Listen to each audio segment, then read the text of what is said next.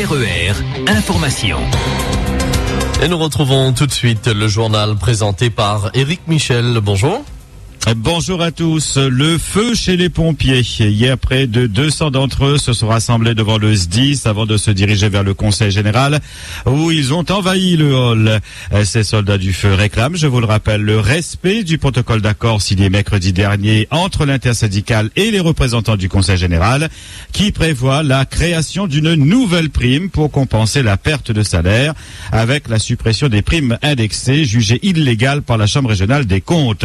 Un protocole dénoncé le lendemain même par la présidente du département qui estime qu'elle ne se voit pas augmenter des gros salaires 4 fois le SMIC alors qu'en face des personnes ne perçoivent que 600 €. Les pompiers ne comprennent pas cette marche arrière du Conseil général alors que lors du conseil d'administration de la semaine dernière, des élus s'étaient engagés par écrit.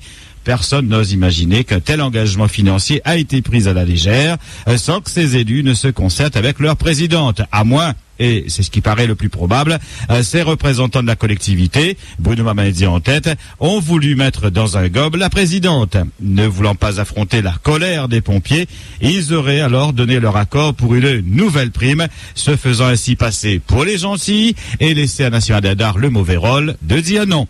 Un manque de courage politique évident de ces élus et quel manque de solidarité aussi avec la présidente.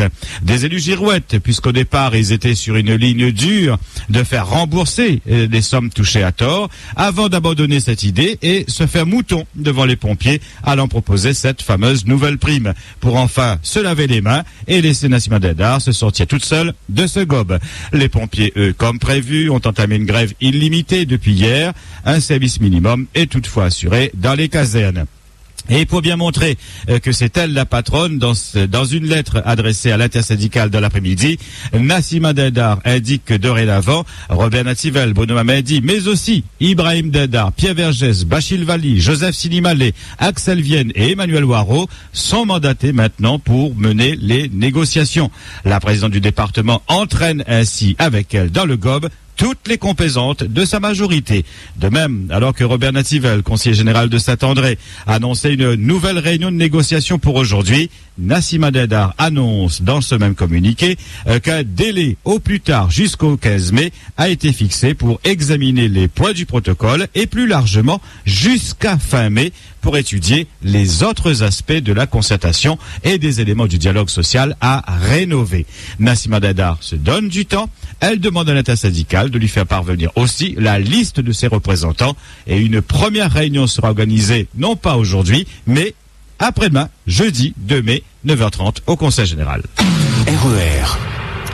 Livraison impossible depuis ce matin à Carrefour, quartier français. Les employés débrayent pour des questions salariales et des conditions de travail. Les membres du collectif pour le maintien des activités au cœur de la Réunion ne relâchent pas la pression. Hier, ils ont manifesté devant la Chambre de commerce à Saint-Denis où se réunissait le conseil d'administration du parc qui avait pour ordre du jour la validation définitive du projet de charte.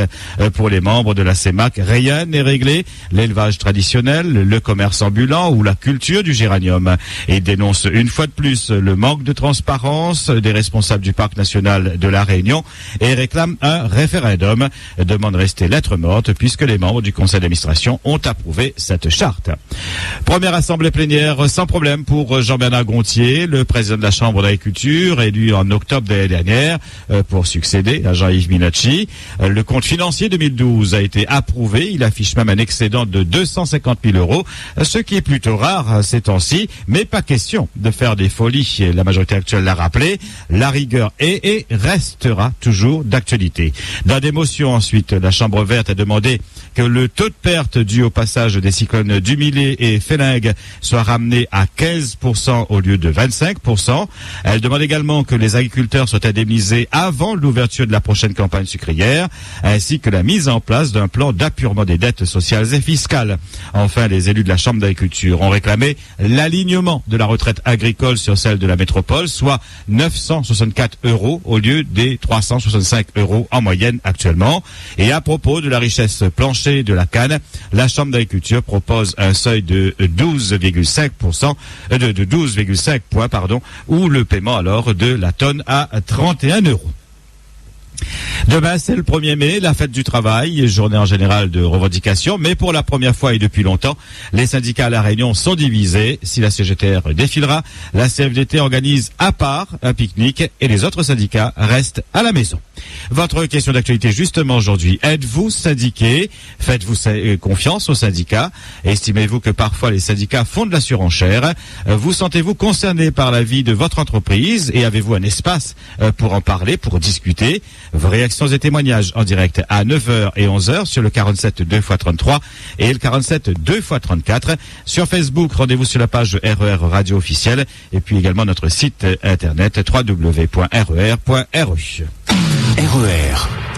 Patrick Balkiom qui a tiré avec un fusil à pompe samedi matin sur Fabrice Kichner au port, ainsi que son frère Jonathan ont été mis en examen hier pour tentative d'assassinat et complicité. Et ils ont été placés en détention provisoire. La victime circulait au volant de sa voiture quand elle a reçu les 2 coups de fusil. Blessée à l'épaule et à la jambe, elle a été hospitalisée, opérée et ses jours ne sont plus en danger. Des rivalités ont toujours opposé ces 2 familles selon de nombreux témoins. RER. Un mot de foot pour vous dire que largement battu par Dortmund la semaine dernière, 1-4. Le Real Madrid rêve d'un exploit qui paraît improbable toutefois au match retour ce soir en demi-finale de la Ligue des Champions. Mais les Espagnols s'auto-persuadent, affirmant que par le passé, ils avaient réussi à renverser la vapeur. Pour le savoir, eh bien rendez-vous ce soir à partir de 22h45. RER. 8h07 sur RER, c'est le point final à ce 5-8. Merci de votre attention, de votre fidélité. Agréable journée. RER, la radio qui vous transporte sur toute l'île.